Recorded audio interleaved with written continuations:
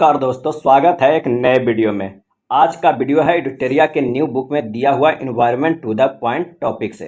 ये टॉपिक थोड़ा छोटा है, लेकिन आजकल इन्वायरमेंट से प्रश्न बहुत पूछा जा रहा है।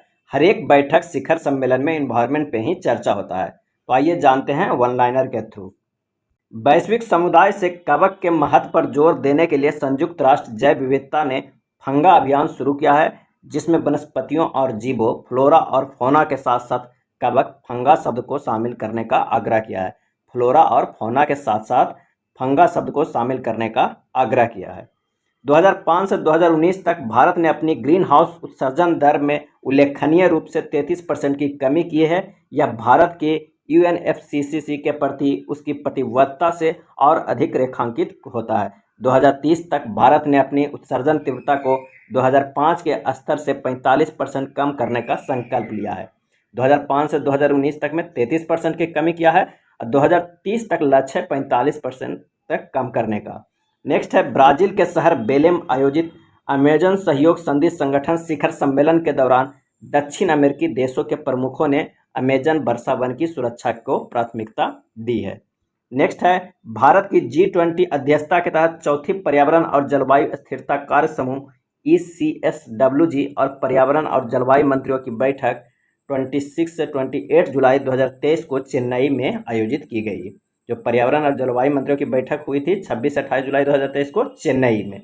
बॉम्बे हाईकोर्ट की गोवा पीठ ने गोवा सरकार को महादेई वन्यजीव अभ्यारण्य और अन्य क्षेत्रों को वन्यजीव संरक्षण के तहत बाघ रिजर्व घोषित करने का निर्देश दिया है। नेक्स्ट है, 22 से 23 जून 2023 तक नई वैश्विक वित्तीय संधि के लिए शिखर सम्मेलन का आयोजन पेरिस, फ्रांस में किया गया। इस शिखर सम्मेलन की घोषणा संयुक्त राष्ट्र में पार्टियों के 27वें सम्मेलन COP27 में की गई थी। 7 जून 2023 को हवाई में स्थित सक्रिय ज्वालामुखी किलाऊ में विस्फोट की घटना हुई। हवाई में स्थित सक्रिय ज्वालामुखी किलाऊ में विस्फोट की घटना हुई जून 2023 में।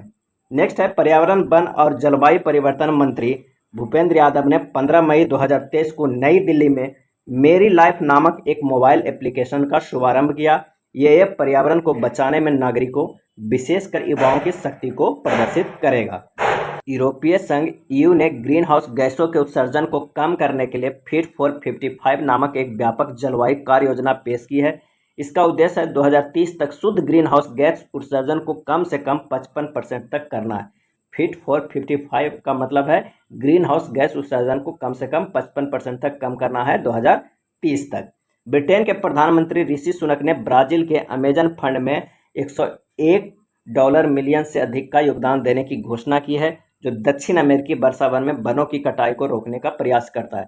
$101 मिलियन से अधिक देने का योगदान किया है। नेक्स्ट है, संस्था UN economic and social commission for Asia and the Pacific ESCAP ने हाल ही में रेस टू नेट जीरो शीर्षक से एक रिपोर्ट जारी की है। मई 2023 में UNEP द्वारा turning of the tap how the world can and plastic pollution and create a circular economy शीर्षक से एक रिपोर्ट जारी की है। टर्निंग ऑफ द टैप, और इससे पहले रेस टू नेट जीरो। राष्ट्रीय बाघ संरक्षण प्राधिकरण NTCA ने हाल ही में यह घोषणा की है कि अरुणाचल प्रदेश में दिबांग वन्यजीव अभ्यारण्य को जल्द ही बाघ अभ्यारण्य के रूप में अधिसूचित किया जाएगा। ऑस्ट्रेलिया ने कार्बन डाइऑक्साइड के उत्सर्जन को कम करने के लिए सेफ गार्ड मैकेनिज्म लॉन्च किया है। अगला है, 9 अप्रैल को गज उत्सव 2023 का उद्घाटन काजीरंगा राष्ट्रीय उद्यान असम में राष्ट्रपति द्रौपदी मुर्मू द्वारा किया जाएगा। गज उत्सव 2023। तमिलनाडु सरकार ने थान थाई पेरियार वन्यजीव अभ्यारण्य को राज्य का 18वां वन्यजीव अभ्यारण्य घोषित करने का निर्णय लिया है। थान थाई पेरियार वन्यजीव अभ्यारण्य को राज्य का 18वां वन्यजीव अभ्यारण्य घोषित करने का निर्णय लिया है। ट्रांसलोकेशन प्रोजेक्ट के तहत गुजरात सरकार ने 40 वयस्क और उपवयस्क एशियाई शेरों को राज्य में बरडा वन्यजीव अभ्यारण्य में स्थानांतरित करने की योजना बनाई है। भारत ने बड़ी बिल्लियों की रक्षा के लिए अपने नेतृत्व में एक मेगा वैश्विक गठबंधन शुरू करने और $100 मिलियन की गारंटीकृत धनराशि के साथ 5 वर्षों में समर्थन का आश्वासन दिया है। प्रस्तावित international big cat alliance IBCS 7 बड़ी बिल्लियां बाघ, शेर, तेंदुआ, हिम तेंदुआ, प्यूमा, जगुआर और चीता के संरक्षण और पुनर्वास की दिशा में काम करेगा। अमृत धरोहर योजना का उद्देश्य आर्द्र भूमियों के इष्टतम उपयोग को बढ़ावा देकर उनका संरक्षण करना है। अमृत धरोहर योजना का उद्देश्य आर्द्र भूमियों के इष्टतम उपयोग को बढ़ावा देकर उनके संरक्षण करना है। नेक्स्ट है मिष्टी योजना का मुख्य उद्देश्य समुद्र तट के किनारे मैंग्रोव वृक्षारोपण करना है। देश के तटीय इलाकों में मैंग्रोव के पौधे रोपे जाएंगे। मिष्टी योजना का मुख्य उद्देश्य मैंग्रोव वृक्षारोपण करना है। केंद्र सरकार ने गुजरात के एक क्षेत्र में गिर एशियाई शेरों के संरक्षण के लिए लॉयन एट 47 विजन एंड अमृतकाल योजना का अनावरण किया। 1972 में हुए स्टॉकहोम सम्मेलन के 50 वर्ष पूरे होने के उपलक्ष्य में स्वीडन की राजधानी स्टॉकहोम में स्टॉकहोम +50 का आयोजन किया गया। संयुक्त राष्ट्र महासागर सम्मेलन 2022 केन्या और पुर्तगाल की सह मेजबानी में लिस्बन में आयोजित किया गया। यह सम्मेलन लिस्बन घोषणा पत्र के साथ समाप्त हुआ। नेक्स्ट है प्रधानमंत्री नरेंद्र मोदी ने गुजरात के केवड़िया में स्थित स्टैच्यू ऑफ यूनिटी से mission life style for environment का शुभारंभ किया। इसका उद्देश्य पर्यावरण की रक्षा और संरक्षण के लिए व्यक्तिगत एवं सामूहिक कार्यवाही को बढ़ावा देना है। इसके अंतर्गत कम से कम 80% गांव और शहरी स्थानीय निकायों को 2028 तक पर्यावरण के अनुकूल बनाने का लक्ष्य निर्धारित किया गया है। केंद्रीय पर्यावरण, वन और जलवायु परिवर्तन मंत्री भूपेंद्र यादव ने 28 सितंबर 2022 को दुबई, संयुक्त अरब अमीरात में हुए 8वां वर्ल्ड ग्रीन इकोनॉमी समिट के दौरान हुए मंत्री स्तरीय गोलमेज सम्मेलन में भारत का प्रतिनिधित्व किया। कौन? तो भूपेंद्र यादव ने। जम्मू कश्मीर का पल्ली पंचायत भारत का पहला कार्बन न्यूट्रल पंचायत बन गया है।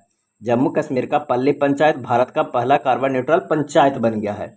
यमुना पर आज़ादी का अमृत महोत्सव कार्यक्रम में अर्थ गंगा अवधारणा के तहत नई पहलों की शुरुआत की गई। जलज पहल, इसका उद्देश्य गंगा नदी के तटों के आसपास आजीविका के अवसर बढ़ाना है। इसकी शुरुआत 26 स्थानों पर की गई। जलज पहल, प्राकृतिक खेती और पर्यटन संबंधी पोर्टल अवतार, स्थानीय उत्पादों को विपणन को बढ़ावा देना तथा पर्यटन के सुविधाजनक बनाना। भारत टैप पहल आवास और शहरी मामले मंत्रालय के द्वारा जारी किया गया है। उद्देश्य है इसके तहत कम बहाव वाले टैप और फिक्सचर के उपयोग को बढ़ावा दिया जाएगा। नेक्स्ट है जलदूत ऐप, ग्रामीण विकास मंत्रालय द्वारा जारी किया गया है। उद्देश्य है इसका प्रयोग गांव में चयनित कुओं के जल स्तर को पहचान करने के लिए किया जाएगा। UNCCD के COP15 का आयोजन कोटे डी आइवर के अबिदजान में किया गया। थीम था भूमि जीवन विरासत अभाव से समृद्धि की ओर। भूमि जीवन विरासत अभाव से समृद्धि की ओर। यह था एनवायरनमेंट टू द पॉइंट के वन लाइनर। अगर वीडियो अच्छा लगा हो तो प्लीज़ लाइक एंड शेयर कर दीजिएगा। धन्यवाद।